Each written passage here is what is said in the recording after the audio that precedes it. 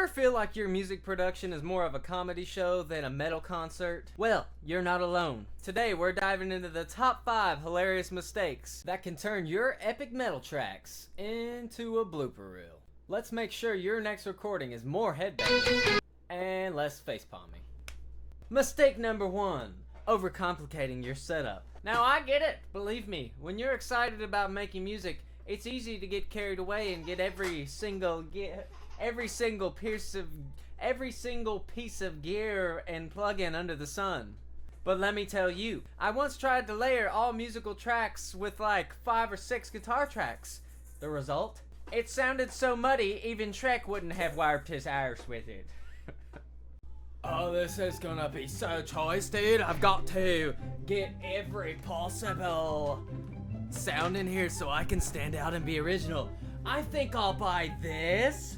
There's $50. You know what? The fuck is that? Oh, it's my 16 microphones. Oh, hang on. 3 hours later. Oh, I was looking for my $400 microphone that I can't even find. I guess I'll just use this $200 microphone instead. I would use this 7-string guitar, but I really would just want those crunchy tones, so before I actually record any music, I'm gonna need to buy this 8-string guitar on eBay first. You know what'd be even cooler? Is if I paid $3,000 for the super miniature guitar and play the world's smallest saddest solo. So here's the tip. Keep it simple, stupid. Start with a few essential tools that you know well and work from there. I'm not gonna tell you to get the cheapest mic you can find, but find a cheap mic that you can afford, a guitar that doesn't sound like shit, and a free DAW, and then you're good. Just record from there. Your ears and your sanity will thank you later. Tip number 2, ignoring the metronome. What's this ticky thing? I think I'll just play like I normally do.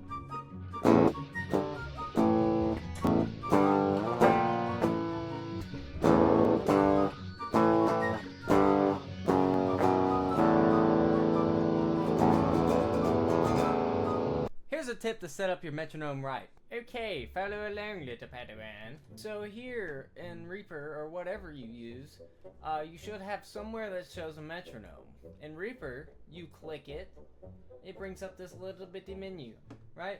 Alright, so metronome, you click it, it's gonna ask you, and then you can have it pre-roll before you're recording, so that you make sure this box is clicked, so that it gets you in the time of the metronome before you start recording, obviously.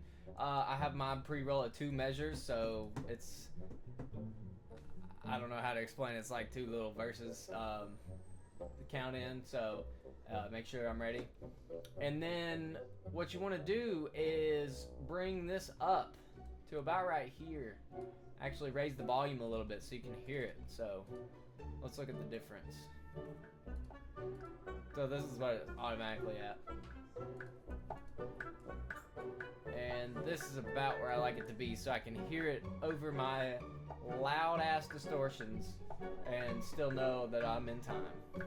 No, why don't any of my other instruments line up with my guitar tracks? No. Mistake number 3, forgetting to save your work.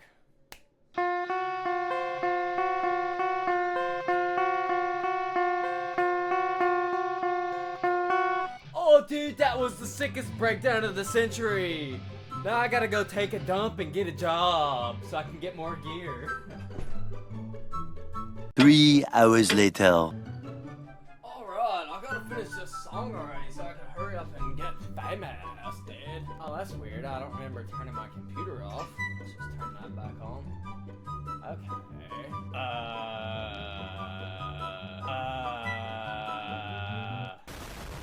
Instead of relying on autosave like an idiot, yes, I'm talking to myself, Control S, bro. Control S all day. If you gotta get up and take a poop, Control S. If you gotta get up and go eat, Control S. If you change the smallest note of your solo, Control S, because you will forget it and then come back and you can't do it again and you gotta start all over.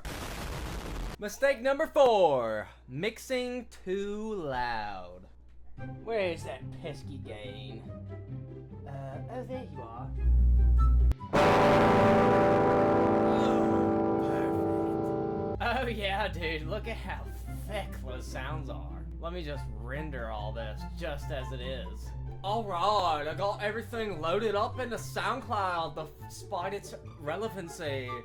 Now let's take a listen. Let's see how it sounds. I'm hearing it as a listener for the first time. Go up from the top! I get no help, but I'm never gonna stop! No resistance! Only resistance! I get no help, but I'm never gonna stop! In short, the mix is too loud, and as a result, everything else just sounds like dookie. So, how do we fix this, you ask? I'll show you! Alright, so how do we avoid this altogether? Well, I'm glad you asked. First, we can put our gain at a respectable level. Second, make sure our audio interface is set to instrument if we're using an instrument, or line if we're using a mic. I know what you're saying. But I've already finished recording and I can't go back and do it again. Well, luckily, we can fix that. So let's say we got this right here, right? So, we got 2 kind of options we can do. Well, there's actually a bunch, but just for the sake of this, we're going to bring up the 2 most important ones for me. It's the master volume here. If we lower this, it's going to lower the overall volume of the whole track. Where am I? There I am. Second, add more effects. Who would have known? So, you can look up limiter, or maybe you've got a compressor or something. If you're using Reaper, I use this, event limiter clipper. It keeps the track from clipping, but you still keep like kind of the loudness, which you can combat with the master volume. Boring, I know, but you gotta learn it. Which brings us to our final mistake number 5, not getting feedback. Hey bro, I just wrote this killer ass song, man. You've got to listen to it. Here, bro, let me know what you think. No problem, Broku. Let me see that thing.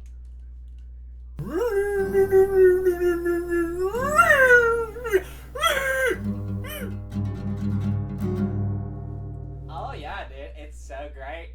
Oh yeah, I wouldn't change a thing. Here you go. Awesome. Opinions are a lot like assholes. Everyone needs one. Otherwise, we would all explode. Thank you. Sun Tzu quote 2024. It's super important to get feedback from your friends. You want to make sure that you're asking people who are actually going to be honest with you and not just try to spare your feelings. They'll be like, oh yeah, that's great. Yeah, dude, totally. Sounds great. You want to show it to friends who are going to give you honest feedback and say, hey, this is really good, but this one part I didn't like that much, or I think you could have done this a little better. Honest feedback really goes a long way at improving your skills. So definitely seek constructive criticism. And yes, there is a difference between constructive criticism and someone just saying that everything you do sounds like dookie. Maybe it does, but, you know, we all gotta start somewhere and we'll all grow together. In conclusion, don't overcomplicate your setup. Don't ignore the metronome. Always remember to save your work. Don't mix too loud. And get some feedback.